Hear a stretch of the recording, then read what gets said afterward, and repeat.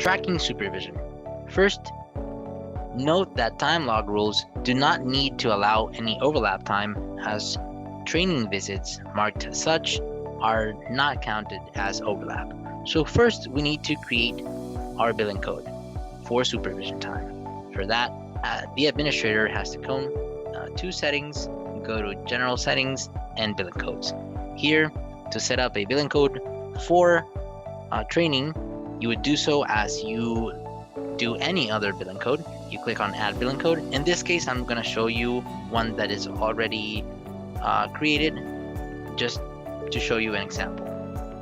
So say I clicked add billing code. This is the way I would set it up. First, as you know, you can add any title you want. You would indicate that this is for training. You wouldn't touch the time units. Then billing rate would be whatever you bill for that the RBT bills for that training visit. On Medicaid, that is not billable time, so we would leave that as 0, just because I'm going to show it on a Medicaid client. Here, this is for an RBT, this is for my Medicaid payers, and as a billing code, I can just add anything since this is not going to go anywhere anyway. I won't be able to bill. If it was for a private insurer, then I would bill whatever CPT code I was told to bill, if any. If not, then you can just add anything as well. Next step, after adding that billing code, would be set up a training rate. So you go to therapist, and you go to a therapist profile to go ahead and set up a rate for those visits marked as training. So for here, we're going to choose this guy as an example. This is an RBT for Medicaid. On the service and document rates, we are going to set up this training rate. So this is the rate, the payroll rate for this therapist whenever a visit is marked as training. So let's say I'm going to pay this guy just $15 per hour on his training visits, and that differs from the regular service where he's marked as 30 currently. So that's step 2. I set up the training rate for the therapist. Step 3 is now me scheduling the visit and mark it as training. Now, I can do this as the admin, or the therapist can do it for himself or herself. So on this example, we are going to take this Medicaid client and say, okay, so Scott will be having, we're going to schedule something for tomorrow here. Say RBT Scott will be there from 8 to 10. And then from 10 to 11, this one here is going to be training. So let me put the correct billing codes here. That is a visit that is going to be billed. This one isn't. So I'm going to mark it as training. And since we already set up our billing code for training, BehaviorSoft will go ahead and change it to that CPT code. As you can see, mine was rbt.training. Now that this is scheduled for my BCBA for the same client, so I'm going to go to a client and add some time for the BCBA.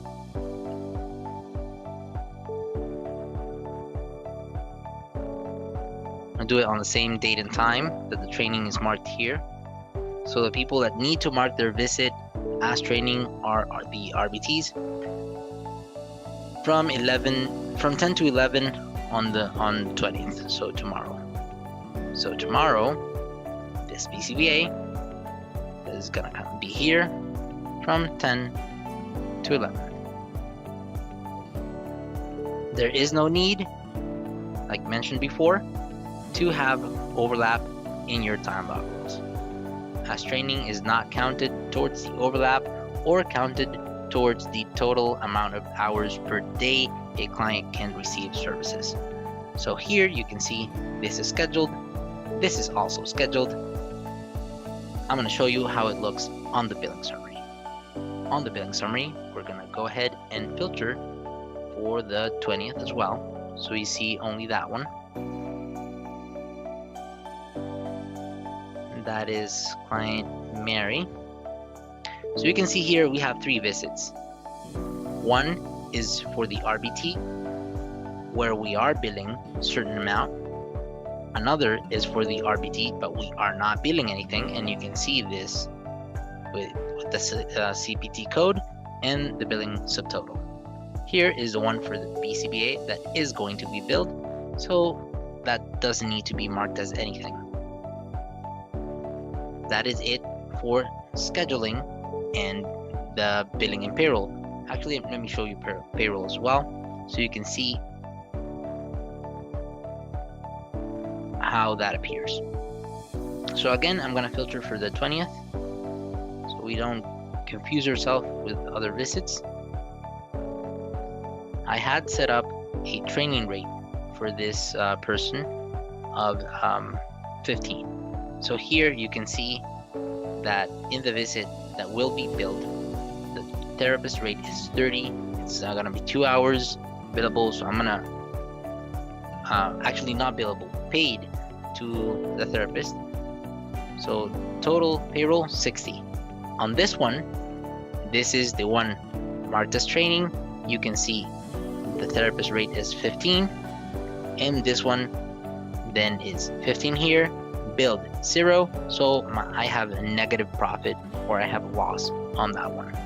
That depends on whatever policies your company follows, or the agency follows, your practice.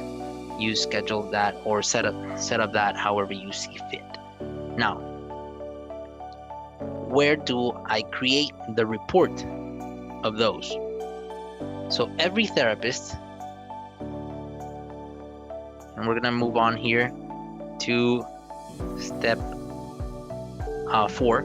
You can set up a supervisor for any therapist. So let me set up the supervisor for the therapist that we are working on. We're gonna go to Scott here. We're gonna click on edit on his profile and make his supervisor be this BCBA. So it's already there. I'm gonna click save. That BCBA is now his supervisor. Now, see here on training. This is a new tab where you'll see all the visits. When you create, you'll see this report. You'll see all the visits that have been marked on this RBT's calendar as training. You can see the date, time in, time out, total time, and then things the BCBA or supervisor will have to fill out. So if these was individual or group, if it was face-to-face, direct observation, and how was the overall performance, satisfactory, needs improvement, or unsatisfactory. Then we have this couple of sections here, training, supervision, and documents review checklist. These are both customizable by the administrator. I'm going to show you where in just a minute. Here we have the total visits that have been scheduled for this RBT during the whole month. Here you would see the amount of time that has been marked as training, and here you would see the percentage of that time. Now, where do you customize training and supervision and documents reviewed list? You would do that on settings, list customizations. On list customizations, you will see those 2 sections, training, supervision, and documents reviewed checklist, both of the supervision form. This one is the one on the left, this one is the one on the right. Both work very similarly. When you add an item to them, and you can add, edit, or delete items, you are able to add a title and select the type of field. You can select a checkbox, a text box, or a big text box. So here I have an example of them. On the left, I have 2 checkboxes here, labeled something and something too. Then I have one that is a text box labeled quick comment, and one that is a bigger or big text box labeled summary. On the right, I just have some checkboxes labeled data collection, notes, security, and tools. And that is what you can see set up right here. See, something, something two, summary, quick comment, data collection, notes, tools, and security. Now, how does this look on the side of the therapist? The BCBA that was assigned as a supervisor can create that report from her profile.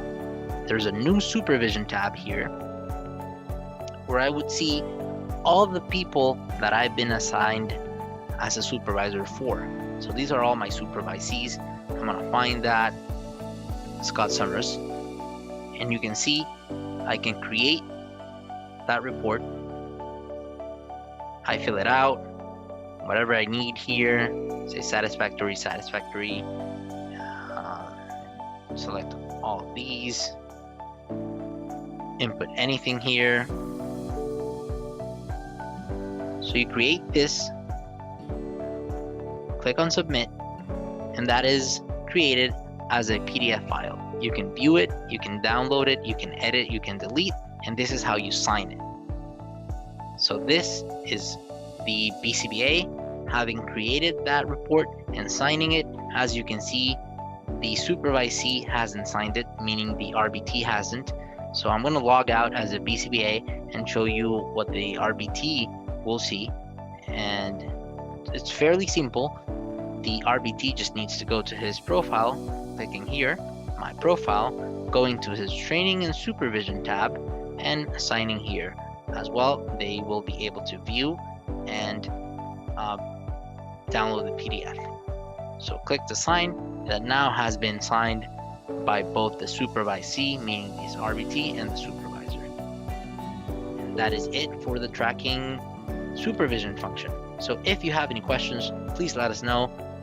Please remember that you can always use your contact support button on your lower left screen to either send us an email or chat, and we'll be right there to help.